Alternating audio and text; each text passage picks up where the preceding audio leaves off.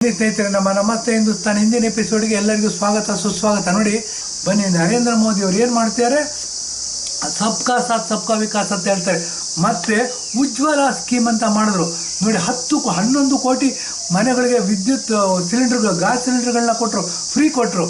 ಅದು ಪರಿಸರ ನಾಶ ಆಗೋದು ಉಳಿತು, ಮಳೆ ಸಕಾಲಕ್ಕೆ ಬರ್ತಾ ಇದೆ, ಮತ್ತು ರೈತರಿಗೆ ಅನುಕೂಲ ಆಯಿತು, ಪ್ರಕೃತಿ ನಾಶ ಆಗೋದು ಉಳಿತು, ಮತ್ತು ಬಡವರಿಗೆ ಶ್ವಾಸಕೋಶ ಎಲ್ಲ ಹಾಳಾಗಿ ಹೋಗ್ಬಿಡೋದು, ಒಲೆ ಊದಿ ಊದಿ ಊದಿ ಹೊಗೆ ತುಂಬ್ಕೊಂಡು ಅವ್ರ ಆರೋಗ್ಯ ಸುಧಾರಿಸ್ತು.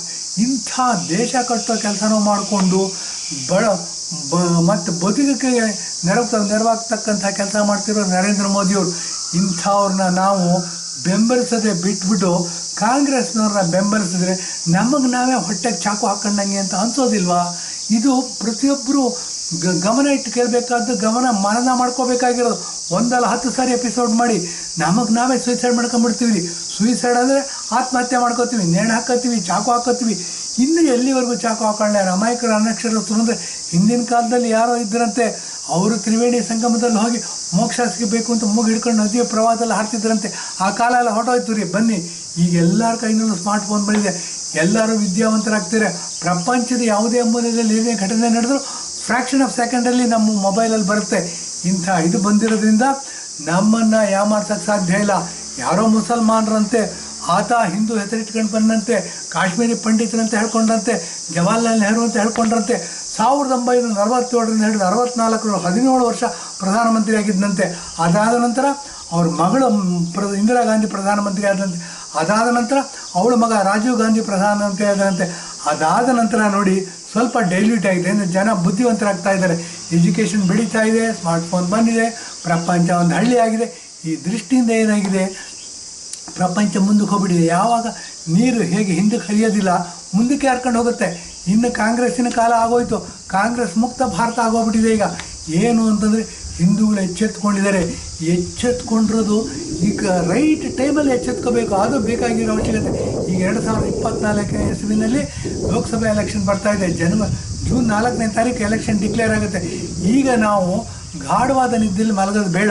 ಬನ್ನಿ, ಎಚ್ಚೆತ್ಕೊಳ್ಳೋಣ. ನರೇಂದ್ರ ಮೋದಿಯವ್ರಿಗೆ ಓಟ್ ಹಾಕೋಣ, BJPಗೆ ಓಟ್ ಹಾಕೋಣ. ಕಮಲದ ಚಿಹ್ನೆ ಮೇಲೆ ನಮ್ಮ ಹೆಬ್ಬೆಟ್ಟನ್ನ ಒತ್ತುಬಿಟ್ಟು ಬಟನ್ ಆನ್ ಮಾಡೋಣ.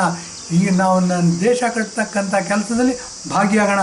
ನಾವ್ಯಾರು ನಮ್ಮ ದೇಶನ ಕಾಯೋಕ್ಕೋಸ್ಕರ ಸೈನಿಕರ ಥರ ಸಿಯಾಚಿನ್ ಗ್ಲೇಷಿಯರ್ಗೆ ಹೋಗಿ -50 ಡಿಗ್ರಿ ಸೆಂಟಿಗ್ರೇಡಲ್ಲಿ ಯುದ್ಧ ಮಾಡೋದು ಬೇಕಿಲ್ಲ. ಚೈನಾದವರೆಲ್ಲ ನಮ್ಮ ಶತ್ರುಗಳು, ಪಾಕಿಸ್ತಾನದವರೆಲ್ಲ ನಮ್ಮ ಶತ್ರುಗಳು. ನೋಡಿ, ನಮ್ಮ ಶತ್ರುಗಳು ಹಿಂದೂಗಳಲ್ಲೇ ಕನ್ವರ್ಟ್ ಆಗಿರೋರು ಇರ್ಬೋದು, ಅಥವಾ ಮುಸಲ್ಮಾನರಿಗೆ ಪೂರಕವಾದಂಥ ಮಾತಾಡ್ತಕ್ಕಂಥವ್ರು ಇರ್ಬೋದು. ಲಾಸ್ಟ್ ಎಪಿಸೋಡಲ್ಲಿ ಮಾತಾಡಿದ್ದೀನಿ. ನೇಹ ದೂಪಿಯಾ ಅಂತ ಅಂದ್ಬಿಟ್ಟು ಹಿಂದೂ ಹೆಣ್ಣುಮಗಳು, ಕಾಂಗ್ರೆಸ್ ಕಾರ್ಪೊರೇಟರ್ನ ಮಗಳು. ಆಕೆನ ಫಯಾಜ್ ಅನ್ನೋನು ಲವ್ ಮೀ ಅಂತ ಹೇಳಲಿಲ್ಲ ಅಂತಂದ್ಬಿಟ್ಟು ಚಾಕುವಿಂದ ಹಿಡಿದು ಸಾಯಿಸ್ತಾನಂತೆ. ಇದಕ್ಕೆ ನಮ್ಮ ಕರ್ನಾಟಕದ ಮುಖ್ಯಮಂತ್ರಿ ಸಿದ್ದರಾಮಯ್ಯನವರು ಹೇಳ್ತಾರೆ, ಇಂಡಿವಿಜುವಲ್ ಕೇಸು, ಕಾನೂನು ಮತ್ತು ಸುವ್ಯವಸ್ಥೆ ಚೆನ್ನಾಗೇ ಇದೆ ಅಂತ. ಇಷ್ಟು ಭಂಡತನದ ರಾಜಕಾರಣ ಬೇಕು ನಮಗೆ ಅನ್ನೋದಾದರೆ ಕಾಂಗ್ರೆಸ್ ಓಟ್ ಹಾಕಬೇಕಾದ್ರೆ, ಕಾಂಗ್ರೆಸ್ ಓಟ್ ಹಾಕಿದ್ರೆ ನಮ್ಮ ಆತ್ಮಗೌರವ, ನಮ್ಮ ಸ್ವಾಭಿಮಾನ, ನಮ್ಮ ಸೆಲ್ಫ್ ರೆಸ್ಪೆಕ್ಟ್, ಡಿಗ್ನಿಟಿ ಎಲ್ಲ ಹಾಳಾಗಿ ಹೋಗುತ್ತೆ. ಆ ದೃಷ್ಟಿಯಿಂದ ಬನ್ನಿ, ನರೇಂದ್ರ ಮೋದಿಗೆ ಓಟ್ ಹಾಕೋಣ.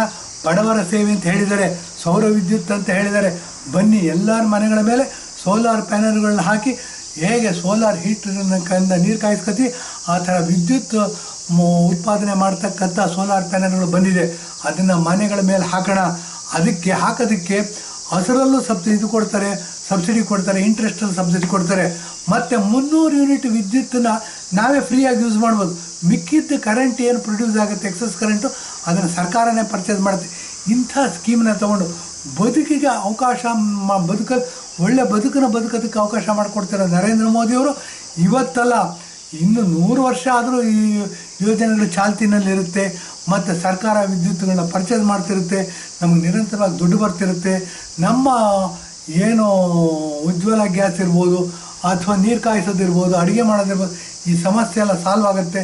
ನಮ್ಮ ತಾಯಂದಿರು, ಮಾತೆಯರು ಹೊಗೆಯಲ್ಲಿ ಏನೋ ಒಲೆ ಊದ್ಕೊಂಡು ಕಷ್ಟಪಡ್ತಿರ್ತಾರೆ, ಆರೋಗ್ಯ ವೃದ್ಧಿ ಆಗುತ್ತೆ, ಶ್ವಾಸಕೋಶಗಳು ಕ್ಲೀನ್ ಆಗುತ್ತೆ ಅಂತ ಹೇಳಿ ಇಂದಿನ ಎಪಿಸೋಡ್ ಮುಗಿಸ್ತಾ ಇದ್ದೀನಿ. ಧನ್ಯವಾದ, ನಮಸ್ಕಾರ.